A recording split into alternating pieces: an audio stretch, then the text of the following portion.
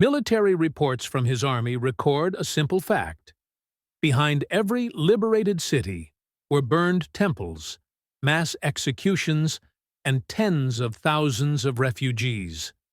Alexander the Great is remembered as a hero, but he marched through the world, leaving behind burning cities and mountains of corpses.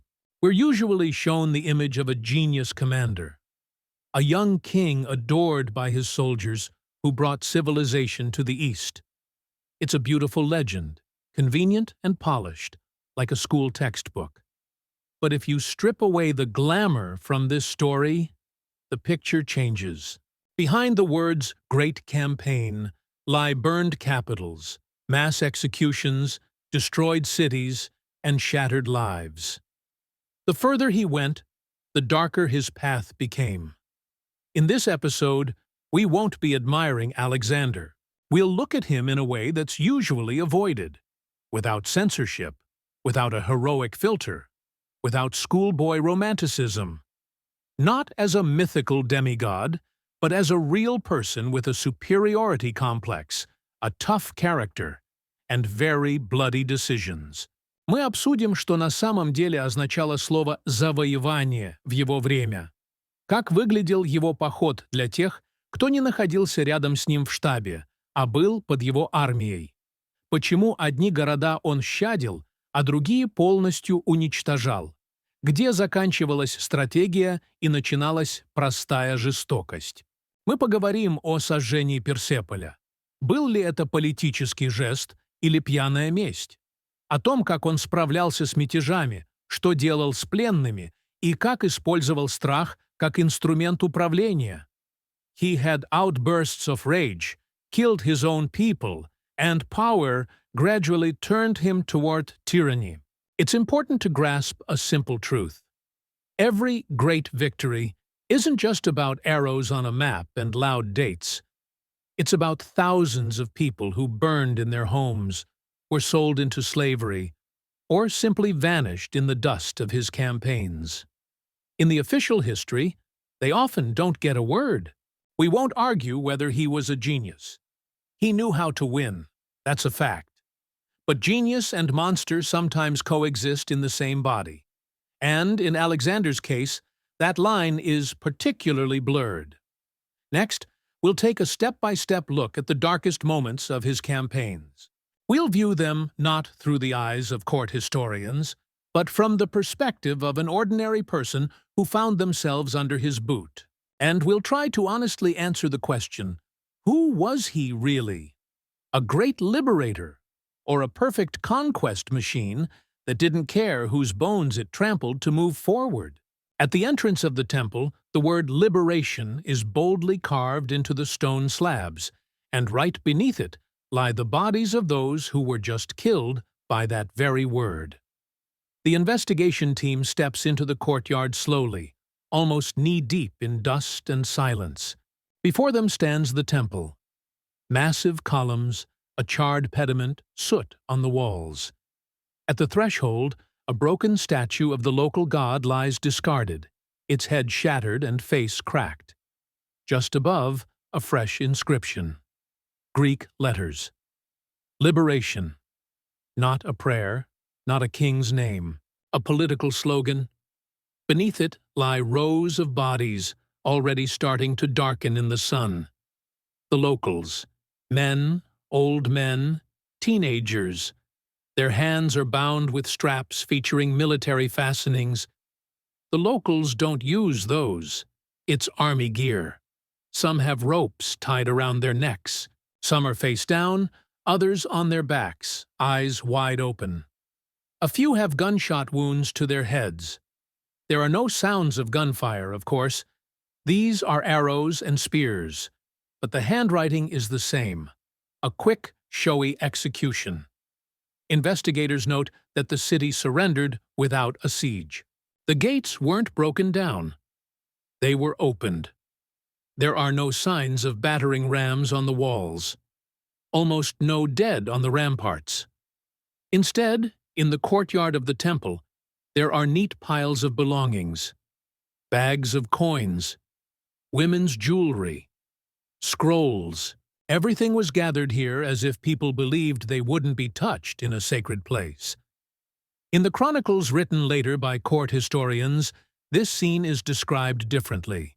It says that Alexander freed the city from the tyrant. The temple became a symbol of new power, and the people embraced him as their savior. Not a word about the bodies, not a word about blood at the steps, just a loud liberation. But the earth remembers differently. In the dust by the temple, they find fragments of pottery with hurried inscriptions, names, short phrases, pleas to the gods. It seems people hid them in a rush, right before they were driven here. In one corner, there are remnants of ropes that dug into the stone. They were dragged with force. A crowd was gathered. An important detail: the temple wasn't completely destroyed. It wasn't leveled to the ground. It was needed, as a decoration, as a backdrop for the right picture. The city was liberated. The old gods stood broken in the corner, and a foreign word already hung above the entrance.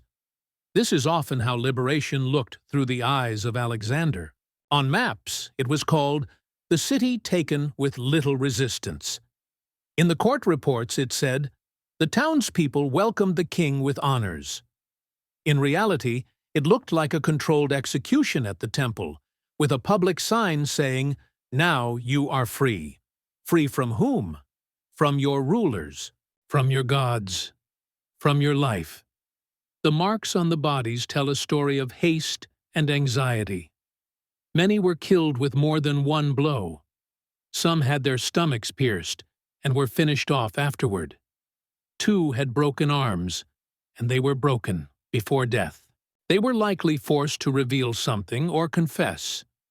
Perhaps they were local nobility or priests. Those very people who were overthrown for the good of the people in the official version. The people are right here, in front of the temple. They lie in a neat row. Around them are the remnants of torches. Blood on the stone has been trampled by hooves. This means that after the execution, cavalry units passed by. They weren't in a hurry, just walking over the bodies. Keeping the column moving is more important than clearing away the corpses. For Alexander's army, this isn't a tragedy. It's just background noise, a part of the process. The warriors were taught that they bring order, Greek culture, and light. What lies before them are either savages or oppressed people who need saving from their own kings. But anyone who stands in the wrong line is automatically labeled as an opponent of liberation. Conversations with such people are brief, and the further the army moved away from Macedonia, the simpler the decisions became. Foreign cities turned into mere resources. If an example is needed, an example will be made. Today, that word is on the temple's facade. Tomorrow, the entire city will be burned to the ground. The investigative team notes something else. On the back wall of the temple, in the shadows, there's another inscription. It's rough and uneven, likely scratched in after the events. It's in the local language. The meaning is simple and very personal. This is not liberation. Who left it is unknown. Maybe a survivor. Maybe a soldier from the Allied forces who couldn't bear what they saw. But this short phrase tears apart the beautiful legend. It has no hint of heroism. This isn't about a grand mission. It's a straightforward protest against the lies carved into the facade. This is what reality looks like when you step away from the marble statues and grand speeches. On one side, there's the official story, where Alexander breaks old regimes and brings freedom. On the other side, there's the square by the temple, piled high with the bodies of those he supposedly came to save. Between them lies a chasm, often covered up with pretty words, about civilization, about progress, about a new era. But when the investigation team leans over a stone and reads the word liberation, While nearby lie those who have been freed from the right to live, those words lose their meaning. Only one thing remains: the realization that behind every such slogan in its march could stand a scene just like this: the same temple, the same inscription, the same people who no longer care what it's called in the Chronicles. On the same day, the perspective on order reports changes. In one report, the satrap writes beautifully that order has been established, but on the ground, that means people have been bent, mixed up, and their lives shattered. Susum has both luck and misfortune at the same time. The city wasn't burned down. Instead, it was decided to be used. Now it's an important hub of the empire. A warehouse, a road, a gateway to the east. And since the city is now imperial, everything inside follows the same logic. First, the grain. The investigative team is lifting the signs and checking the records. The numbers are dry, but there's a lot more behind them.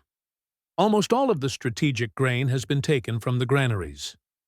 The wording is soft, requisition for the needs of the military. In reality, this isn't a request. It's an order, dressed up with any pretty words they can find. Some of the harvest is left for the city, but just enough for people to survive the winter on the edge. They won't die, but they won't relax either. The city needs to depend on its new masters.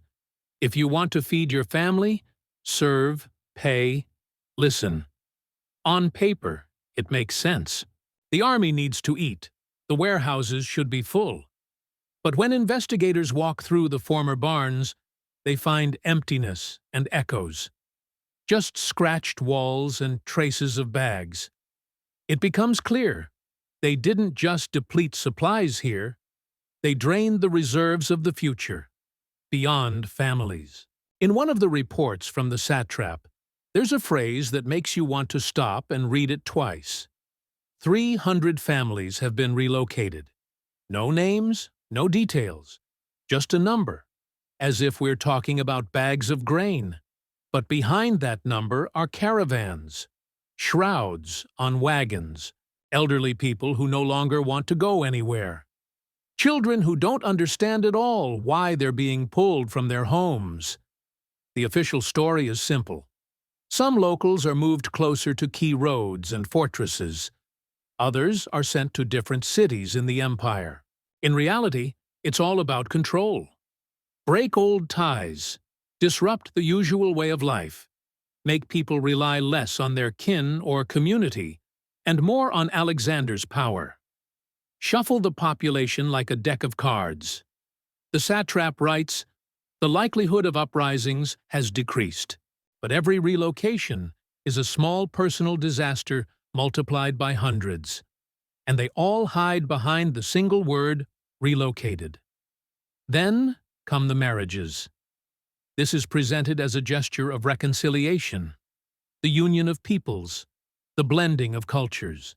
Some reports explicitly state that marriages between Macedonian warriors and local women were encouraged. It sounds gentle. In reality, it's a system. Soldiers receive land and a wife from the locals. This creates a new layer of people who seem to belong both here and there. But for the locals, it's also a way of subjugation. A noble daughter marries a Macedonian not out of love. It's because that's what the father decided, trying to save the family. Or maybe it's the new ruler who wants to keep this family close. Sometimes things work out more or less peacefully. But then there are other cases, where agreement is just a formal word in a report. A woman who wasn't asked what she wants. Relatives who realize that any protest can be seen as a rebellion against the king. On paper, this is called integration. In reality, it's a slow melting down of an entire region. The old elites are weaving themselves into the new order, through tables, through beds, through shared children. And the deeper the investigative team digs into the dry lines of the satrap, the clearer the same story becomes. There's no shouting, no open slaughter. Everything is done quietly, by the book. But in every report, someone loses their footing. Someone loses their food. Someone loses their home. Someone has the right to choose who they will spend their life with. This is what an empire looks like. Not during the siege, but after the smoke has cleared. When the facades bear words about order and prosperity. And hidden within those words is the grain that's been drained from the barns. 300 families scattered along the roads. And in the marriages, love is the last thing on the minds of those signing the orders. Meanwhile, the financial scrolls reveal a different picture. The official version says that Alexander entered Susa as a conqueror, not as a thief, but the numbers in the scrolls tell a different story. At first, everything looks great. The king in the capital of Persian kings. The treasures of Darius under control. The Chronicles say, an increase in the treasury, a strengthening of power, a great triumph. But when the auditors start crunching the numbers, the picture falls apart. There are revenues, but they vanish before our eyes. One year, gold comes in caravans. Next come the empty columns and polite wording about expenses for the army and administration. On paper, everything looks legal. Soldiers are getting paid.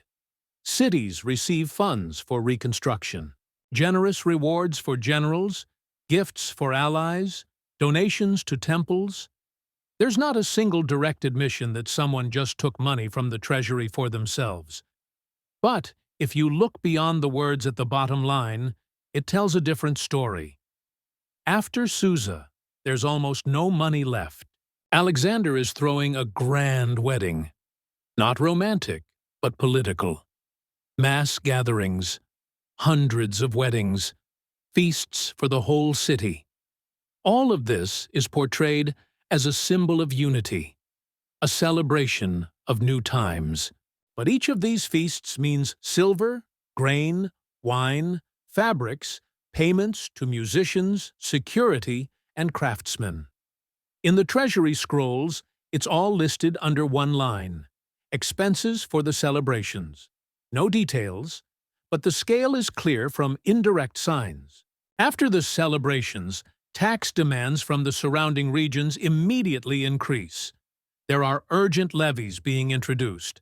People are told that it's necessary to replenish supplies, strengthen the garrisons, and support the army. In reality, it's just filling the gap that the victors themselves created. Plus, there are gifts for the generals, their close associates, and the Persian nobility who switched sides to support Alexander in time. Officially, it's a reward for service and maintaining loyalty. In fact, it's a legalized way of plundering the property of the Persian monarchy. Everyone gets their share: horses, gold, vessels, slaves. The king doesn't just allow it, he's actively involved. He hands out what once belonged to another empire, like a master. Each generous gesture turns into a not available line in the treasury's inventory. Then there's the issue of debts. The army has been fighting for years before reaching Susa. Delays in payments, promises, advances. The warriors are owed. The officials are owed. Even the hired Greeks are owed. And so, they enter Susa not just as a sacred place, but also as a bank. Part of the treasures goes right away to settle old debts.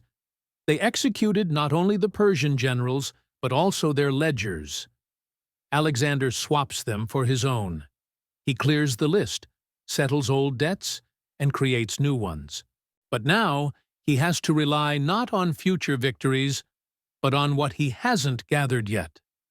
In the correspondence of the satraps, all of this sounds gentle. They talk about reallocating resources. There are temporary difficulties and a need to ramp up tax collection. However, some reports reveal a sense of panic. The warehouses are emptying out. Coins are leaving faster than they're coming in. Officials are complaining that people aren't paying because they simply can't afford to. Yet, the same order keeps coming from above. Find reserves, speed up collection, and avoid delays in funding the army. In other words, the problem isn't acknowledged. It's just being suppressed. And the deeper the auditors dig into the records, the clearer one unpleasant detail becomes. What looks like a brilliant financial achievement in the official story actually resembles a big sale. First, the gold from Susa fills the gaps. Then, it sparks celebrations, weddings, gifts, and construction. Everyone is happy. Everyone is busy. But the treasury keeps shrinking. At some point, there are still decent amounts on paper, but they no longer sit in the vaults. They're promised, allocated, sent out. Future taxes are already accounted for, even though they don't exist yet. And this is where the image of the prudent king falls apart. Because, if we look honestly, Alexander acts not like a careful administrator, but like someone who believes he will conquer more tomorrow and cover all expenses with new gains. This is the strategy of a player, not a treasurer. That's why after Susa, we see what is gently referred to as tension in the tax system. But if we put it in simpler terms, the empire starts borrowing from its own subjects. Meanwhile, military reports from Babylon describe a different scene. That day in Babylon, Alexander first spoke about the unity of the peoples, and then he ordered his own garrison to be slaughtered. The scene by the Euphrates looked beautiful and just. The king returned from the east, greeted by his troops, rows of Macedonians, Greeks, and mercenaries from all corners of the empire. Flutes, banners, the hot air, and a weary yet triumphant commander. He steps up to the platform and begins to say what everyone has been waiting for. It's time to stop dividing people into us and them. All the warriors who fought for him are equal. Persians, Macedonians, Greeks, Eastern cavalry. One army, one king, one cause. His speech has a tone of reconciliation. It feels like he's summarizing the campaigns. He talks about friendship and the need to leave old grievances behind. Some of the warriors are clearly moved by these words. They hear what they've longed to hear, that their sacrifices weren't in vain, that they're not just expendable, but part of something much bigger. But in the crowd, there are others. Those who see a very different picture. They remember how not long ago the Persians were called enemies, almost less than human. How Alexander crushed their cities and burned their palaces. And now, former enemies sit beside him, taking on roles and joining the elite. Macedonian veterans, who have traveled half the world with him, feel pushed aside. They think they are being replaced. Beneath the beautiful words about unity, they feel like they're being written off. The accumulated fatigue, wounds, debts, and promises that were never fulfilled weigh heavily on them. And on this mix of resentment and disappointment, something the command feared the most ignites. Part of the Babylon garrison refuses to obey. Soldiers are openly grumbling. They don't believe in this new, shared world. They're more comfortable with the old divide, us and them, Macedonians and everyone else. They voice what many whisper in the corners, that the king has betrayed them for the Persian elite, and a pretty picture. For Alexander, this is a blow to his most vulnerable spot. He has spent too long building the image of a king who unites the world. And now, it's his own people, his support, who are questioning that. This is no longer just discontent. This is a blow to his power. So the response will be tough, very tough. The order comes quickly and is crystal clear. The rebellious garrison must be destroyed. No negotiations, no discussions. show everyone what happens when you speak out against the new policy. And in that same Babylon, where just moments ago they were talking about friendship among nations, a quiet but bloody purge begins. Officers are summoned one by one. Some are promised mercy if they betray their comrades. Some are taken right from the barracks. Some soldiers try to resist, but the odds are against them. This isn't war. It's a massacre. There are no public executions in the streets. Everything happens quickly and quietly. But the rumors spread like wildfire. Warriors whisper to each other that the people who stood in formation just yesterday are already gone, that their names are being crossed off the lists, that their families are being denied the promised payments. In official correspondence, it all sounds neat and tidy. They talk about bringing order, about stopping dangerous sentiments, about restoring discipline. The reality is simpler and darker. After a beautiful speech about unity, Alexander shows that unity is only possible on his terms, and any attempt to argue against this will be crushed in blood. This episode is rarely highlighted in school books. There, only the brilliant orator remains, who reconciles nations. But if you look at the documents, the snippets of reports, and the subtle details, the picture changes. Babylon becomes not a symbol of a wise alliance, but a place where the new multinational kingdom is starting to crack at the seams, and the king has to choose what matters more to him: the beautiful myth of universal brotherhood or strict control over the army. He opts for fear. And at that moment, the idea of a common world stops being a dream and turns into a tool. Those who didn't fit in were simply erased. And in the Egyptian records about Thebes, there's another mention of destruction. It wasn't barbarians who wiped Thebes off the map, but that very Alexander, who would later be called the Great. It all started almost casually. Greece was in turmoil, but under control. After Philip's death, the cities were biding their time. The young king was far away, on campaigns.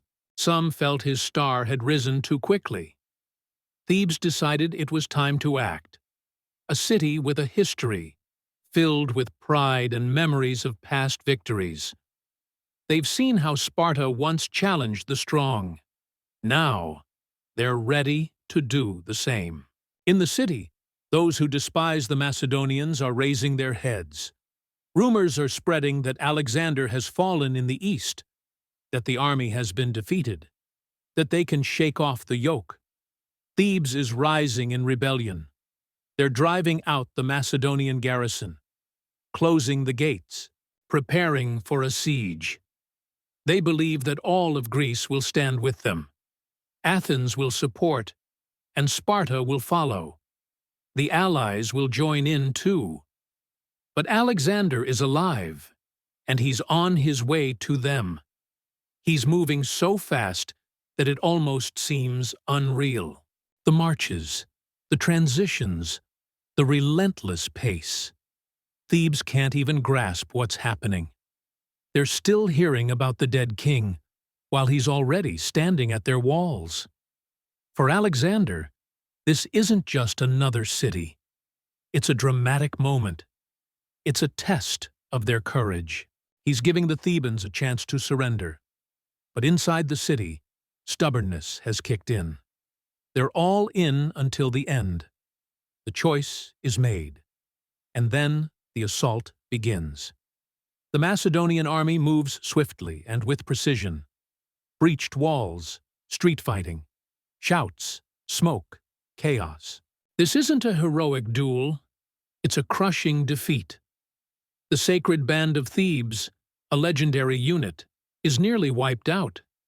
Resistance is broken in just one day. And then the worst begins. When the battle is over. When the city lies at the feet of the victor. Alexander could have stopped. He could have shown the mercy of a young, enlightened king. But the decision is different. Thebes is sentenced to death as a city. Some of the residents are killed immediately, in the streets, in their homes, without trial. The rest are sold into slavery. Estimates suggest this involves tens of thousands of people. It's a mass execution wrapped in the pretty word punishment. Homes are being torn down. Temples are being destroyed. The city that once rivaled Athens is becoming a blank spot on the map. All that's left of Thebes are ruins and memories. The Greeks are shown the cost of defiance. Athenians, who just yesterday were egging on the Thebans, quickly switch to a polite tone. No one is in a hurry to repeat their experience. Later, official documents will say it was a harsh but fair decision. The Thebans have only themselves to blame. They should have put down the rebellion. But if we strip away the excuses, the picture is clear.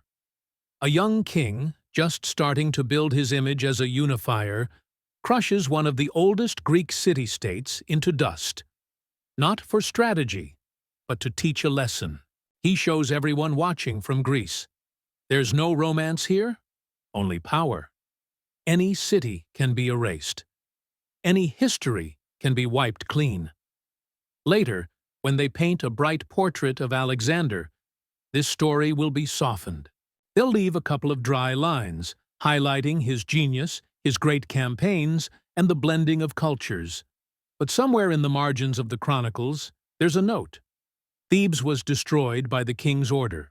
From that moment on, his empire grows not just on glory, but also on the fear of what he might do to anyone who dares to say no. And in the Macedonian archives, there's a stern confirmation of these events. In the Macedonian documents, everything looks so calm that it only makes it feel more terrifying. No tragedies, no emotions, just ordinary lines in the registry. A certain number captured, a certain number sold, a certain number left behind. Dry statements, as if we're talking about bags of grain instead of people. But these records shatter the pretty legend of forced punishment. There's a list of prisoners. Women and children are marked separately. There are instructions on how to distribute the spoils. Some people are to be sold on the spot. Others are to be sent further along trade routes. This isn't a burst of rage or a sudden defeat. It's a carefully planned operation. There's an order to tear down the city walls. There are instructions for the temples, some to be looted, others to be destroyed. And then there's the telling phrase, to leave no hope for restoration. This isn't about justice, it's about erasing memory. In another document, there's a clear figure for the revenue from selling the Thebans. The city has been turned into cash, and that money went into the very campaign that would later be called Great. This paints a simple and uncomfortable picture. The destruction of Thebes isn't just an act of intimidation. It's also the financial kickoff for a project called Alexander's Campaign. Those whom official history labeled as rebels are listed in the documents as a resource, a guarantee for future victories. There's one more detail. In the correspondence of the Macedonian commanders, Thebes is mentioned not as an enemy, but as an example. They are referenced when discussing what to do with other rebellious cities. Thebes becomes the model, the template for future actions. Divide the inhabitants, kill some, sell the rest, erase the city, replace it with fear. And all of this isn't someone's memories years later. It's not beautiful speeches from orators. It's business records, orders, reports. There are no excuses. No one writes that their heart is bleeding. It's all just numbers, orders, and notes on what's been done. This is where the official story of a harsh but noble measure falls apart. If it were simply a punishment for rebellion, there wouldn't be such a meticulous count of the living goods. There wouldn't be a need to turn a ruined policy into a line of income. The archive shows Alexander not as a wronged youth facing a challenge, but as someone who deliberately uses terror as a tool for control. The Thebans are not a victory for him. They are a signal, and this signal is established not in speeches, but in documents. Every Theban sold, every wall destroyed becomes part of the system. A system where the empire grows on blood, dressed up as lawful order. And while descendants argue about lofty ideas and a great mission, everything has already been said in the old Macedonian records. The city is destroyed. People are turned into commodities. The order is fulfilled. These lines truly capture how Alexander dealt with those who dared to oppose him. In the monastery records, a similar episode is noted.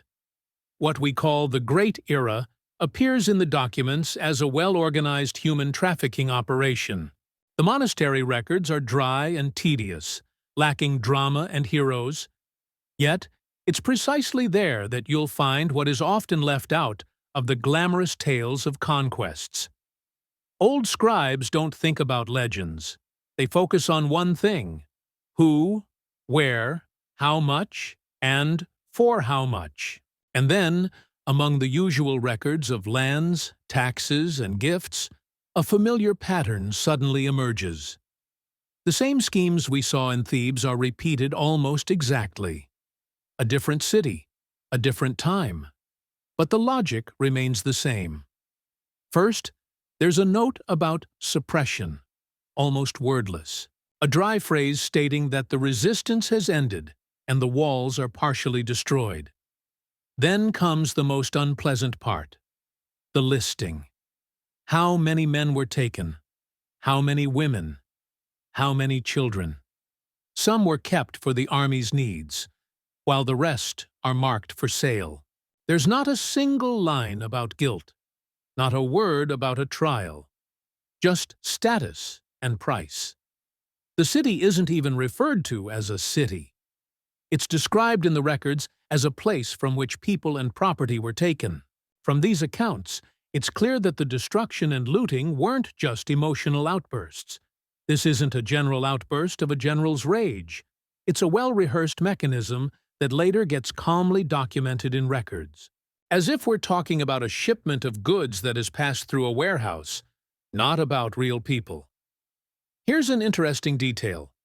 In the monks' records, there are sometimes old notes that they don't fully understand. They just copy what was written before them, word for word.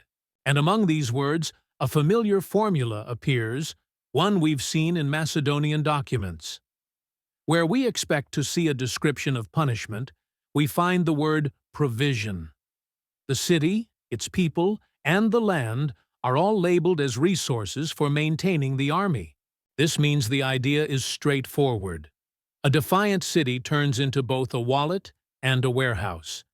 Some of the residents are removed to break the resistance, while the rest are sold off so that the campaign can continue at their expense. This isn't a coincidence or something unusual. If the same thing appears in different archives and locations, it indicates that we're dealing with a broader pattern, not just an isolated incident. It paints a picture where heroic marches come at a very specific cost. You read these books and realize that the victory parades are just the tip of the iceberg. Below the surface are long columns of names, sometimes just numbers, marked as alienated. These are the ones who are no longer here. They were taken away, resold, handed over, exchanged. One thing stands out particularly. As Alexander's power grows, the record-keeping becomes more meticulous. At first, the records are rough and fragmented. Then clear expressions emerge, along with a unified system of notation. It's as if the whole machine of conquest is gradually learning to count itself. In this system, a person is neither a citizen nor an enemy. They become a line that can be moved, crossed out, or added to. This is where legend and reality finally diverge. Official history loves to talk about the struggle of ideas and the great unity of nations. The archives tell a different story of unity. A single blueprint, that can turn any city resisting into a resource. It doesn't matter what it's called or which gods are revered there.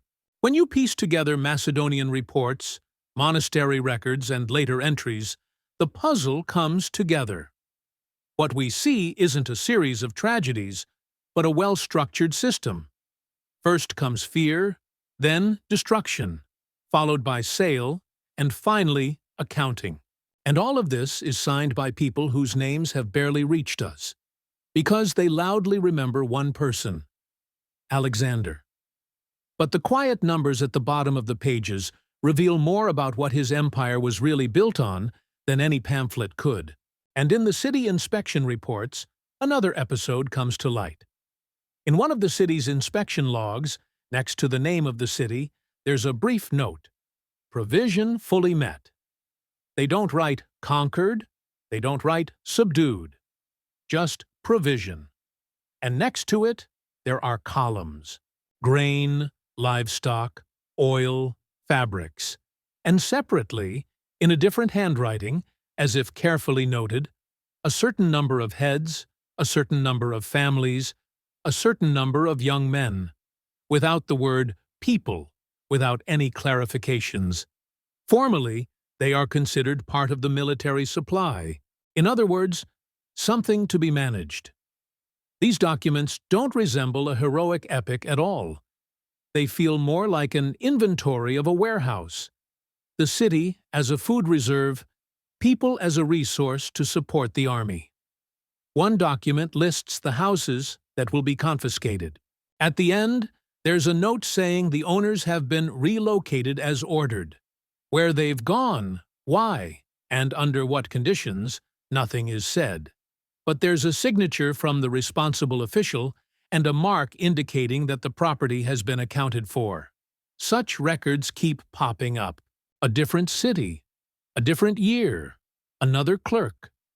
But the same language, the same dry phrases, the same word, provision. Sometimes these are temples turned into warehouses.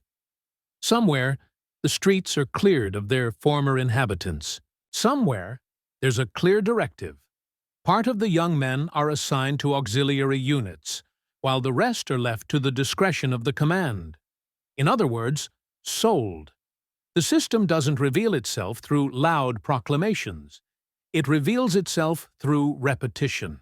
Where Alexander's troops settle for a long time, the same documents keep appearing. Inventories of property, lists of displaced people, reports on how much can be taken without threatening the garrison. And all of this is presented as routine work, not as an emergency measure, not as a terrible event, just a normal part of management. There's one more detail that feels unsettling. The longer the campaign goes on, the less emotion there is in the documents. In the early reports, you sometimes catch words like rebellion, guilt, punishment.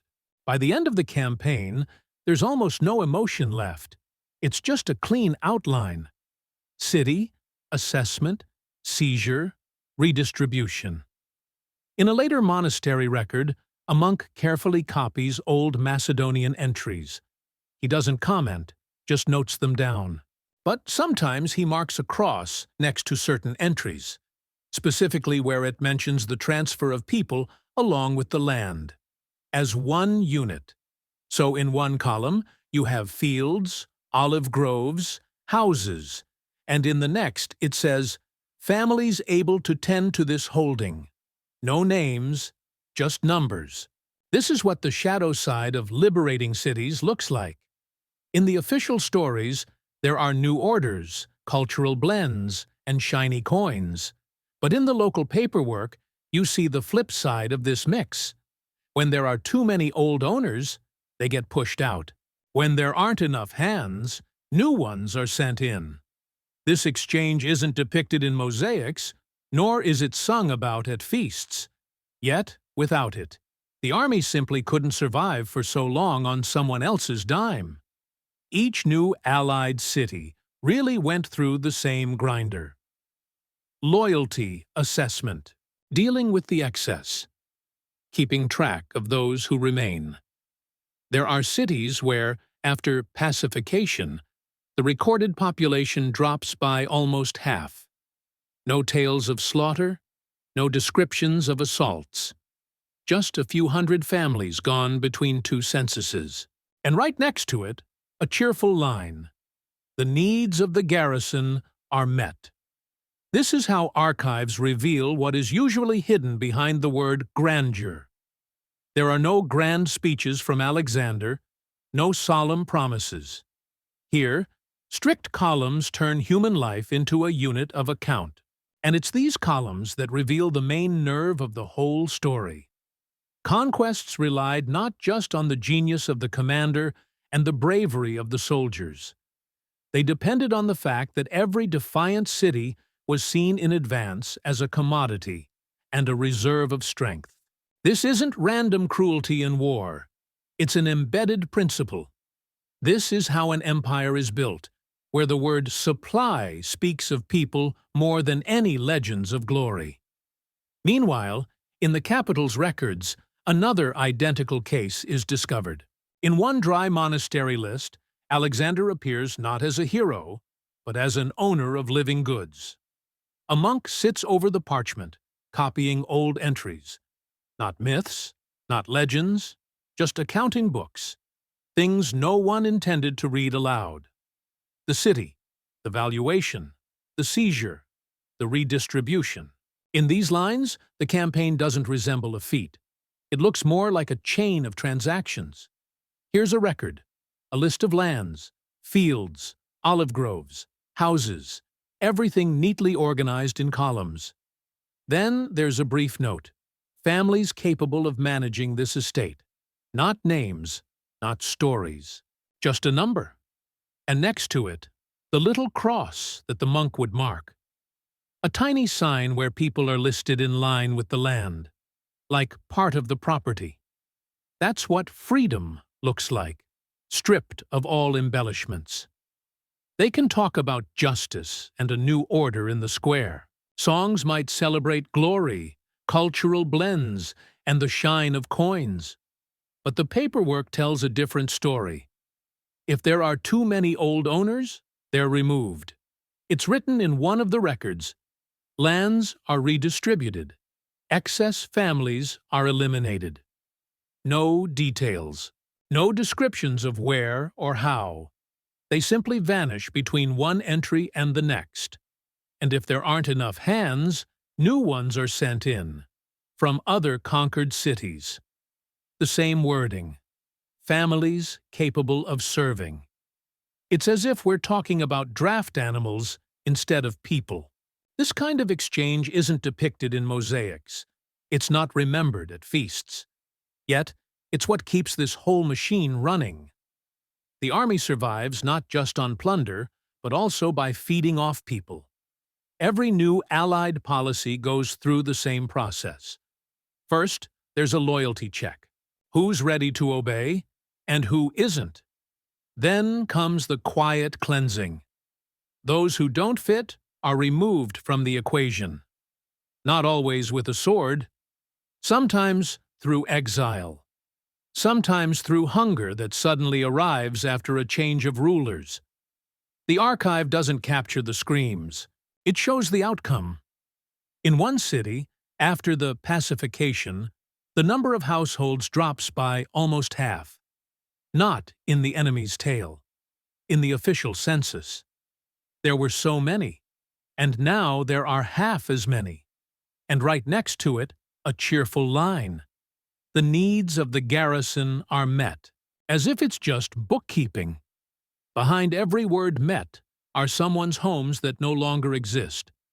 Some fields now work for others. Some children were relocated along with the harvest and livestock. When you only look at the campaigns, you see the genius of a commander. But when you open those records, you see a different system. Conquests aren't built on inspiring speeches from Alexander. They're based on a cold principle. Any city is a resource that can be dismantled and rebuilt. People can be subtracted, added, or relocated. becoming part of someone else's satisfaction. It's not a breakdown. It's not an overreaction. It happens over and over again. Different cities, different years, the same phrases. Assessment, conclusion, relocation, providing for the garrison. In one of the capital's archives, they find an almost identical record. Another region, another ruler in charge, the same words in the lines. The same families are attached to the land. The same crosses in the fields, where a person officially stops being someone and turns into a unit of account. And at that moment, the beautiful picture starts to fall apart. Because what we see now isn't just random brutality of a campaign. It's a well-oiled machine that this empire couldn't function without. At the same time, another recorded case pops up in regional records. One dry column of numbers in an ancient registry cuts through the truth harder than any chronicle of glory. In one of the records from the Asian part of the empire, a city emerges that rarely gets mentioned when people admire Alexander's campaigns. Not Tyre, not Babylon, not the capitals, just an ordinary fortified center that the army passes through. The lines in the document are neatly written. Before the pacification, there were a certain number of households. After restoring order, it's almost half that. No descriptions of battles, no talk of rebellion, just the difference in numbers. And right after that, a business note. The garrison is supplied with food and labor. In another part of the same report, there's another strange fragment. A decree to relocate families from nearby villages to this city. Not because it's better for them, but because the needs of the military must be met. It also specifies who exactly is being relocated. Craftsmen are listed separately from farmers. And once again, there's no mention of where those whose homes vanished from the first line have gone. If you condense these records into a single snapshot, it reveals a simple and cold logic. First, the city is cleansed down to a manageable core. Some residents are disappearing from the records. The ones who remain are being pressured by the new authorities. Then, new people from the surrounding areas are brought in to fill those same walls. This way, they can feed the garrison and keep the fields around them from going to waste. In another region, already under the local governor's control, a nearly identical scheme emerges. Once again, there's a drop in the number of households after things are brought under control. Once again, they report, the garrison is supplied, the roads are secure, and grain deliveries are steady. And next to it, there's an order to relocate families from unreliable areas to major fortresses. The wording is almost identical to the previous case, with only the names of rivers and neighboring tribes changing. In another document, closer to the eastern borders, the same story repeats. It notes that part of the population has been distributed among military settlements. That's how it's written. Distributed. Like objects, not like people. In the section for responsibilities, there are neat little notes. Who should work in the state fields? Who pulls the carts? Who provides feed for the horses? The life of an entire region is captured in the lines of a report. A couple of pages later, there's another table. It shows how much grain and livestock goes to support the cavalry, how much for the infantry, and how much for the garrison itself. And in small print, there's a note. The shortfall is covered by the relocated. In other words, someone is taken away from the land where they have lived for generations. Then they turn it into a source of what's missing. This isn't an emotional tale from the enemy. It's the cold, hard accounting of the system itself. In parallel records from the same period, there's another notable detail. Families are marked as assigned to the military. They can't leave freely, they can't change their location. They're listed not just as residents, but as part of the supply. Their labor, their harvest, their children are all factored into the calculations in advance. The same approach is evident in the lists of prisoners after major battles. It's not just about the number of captives. There's a breakdown by categories. Who is fit for heavy labor? Who will serve in support roles for the army? Who will be relocated to a specific city where there's a shortage of workers after the pacification? All of this fits into the same pattern. The conquered territory doesn't just pay tribute. Its population is divided up and integrated into the war machine. Other people's homes turn into state warehouses. Other people's fields become the army's food supply. Other people's families are divided among the garrisons like resources. And when you look at these documents one after another, the familiar image of the romantic conqueror who simply moved forward in search of glory fades away. What emerges is something different, an empire that thrives on the constant transfer of people and food. A mechanism where every spark of disobedience ends not only in punitive expeditions, but also in a new census. One minus, another plus. All to keep the wheels of the expedition rolling without a single day of pause. At the same time, a similar documentary episode is described in other archives. In an old scroll, there's a line that unravels the entire legend of the Great Journey. On the tough, dried papyrus, there's a neat foreign handwriting. No drama, just tables and notes in the margins. A list. Who's where, who's responsible for what, who reports to whom. And then, in a straight line, without emotion, as if talking about goods rather than living people. A list of villages. How many households? How many adult men? How many teenagers? Next to it, a brief note, designated for military needs. A little lower, another line. So many families to be relocated to a certain place. Free up land for the garrison's farming. And that's it. No explanations, no justifications. Just a decision. These documents are not found in the archives of the defeated, not among complaints and cries. These are the internal documents of the authorities themselves. This is what the officers and officials relied on when they organized the lives of thousands of others. In the neighboring scrolls, you'll find the same handwriting, the same cold tone. A report on those relocated. How many were moved from coastal areas? How many were settled in the new fortresses, where there are now available workers, where there are still shortages? And then there's an important detail that makes this whole mechanism visible. A line about status. The relocated people are not listed as free farmers, not as temporary settlers. They fall under a category that literally means attached to the army. Not to the land, but to the military. This means their lives are no longer tied to their own homes. They are tied to the needs of the campaign. Convenient for those waging war. Very unfortunate for those who just wanted to survive until autumn on their own land. There's another type of document as well. Reports after quelling uprisings. They say surprisingly little about the reasons for the rebellion. Instead, they go into great detail about what to do with the survivors. How many people to send to work by the river? How many to settle among loyal communities to mix with the local population? How many teenagers to take in the convoy? And once again, the familiar phrasing. The missing number of people and supplies should be made up from the relocated. The same logic applies as with the tables for grain and livestock.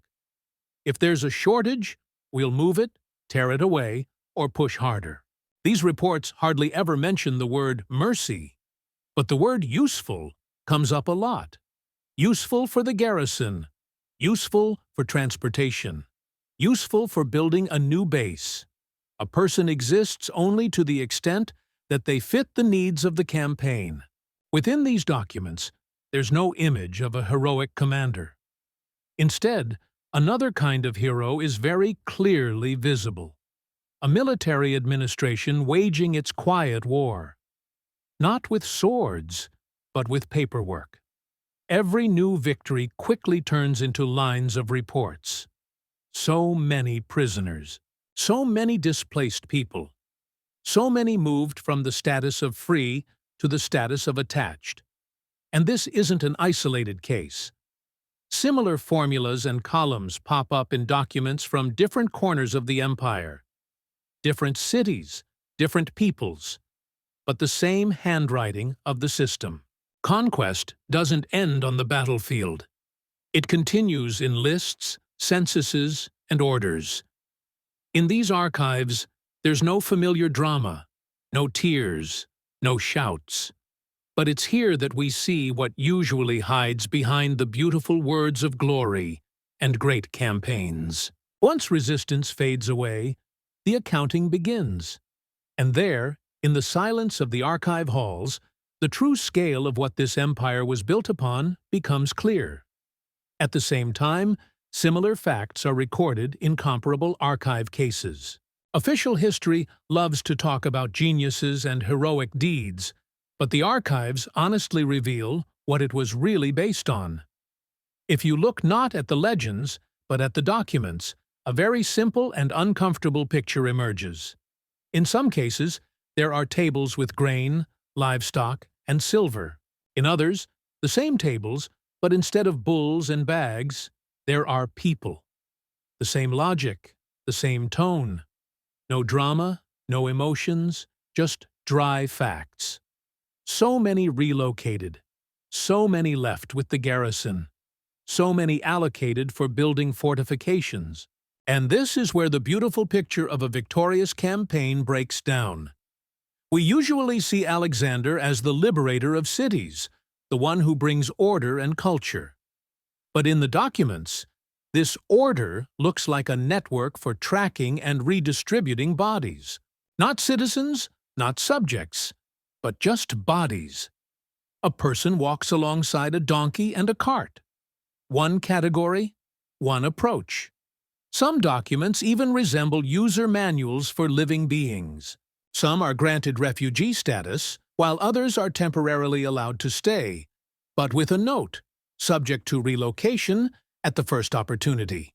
And this isn't just a random selection of strict wording.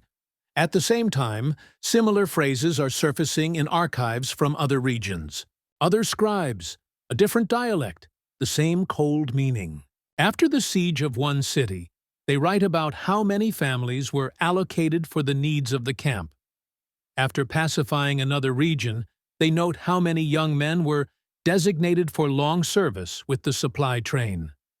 The details and tone align. The official narrative claims that Alexander brought Hellenistic civilization. The archives reveal that along with this civilization came a military accounting system that recorded destinies in columns. The documents show how the very idea of belonging is changing.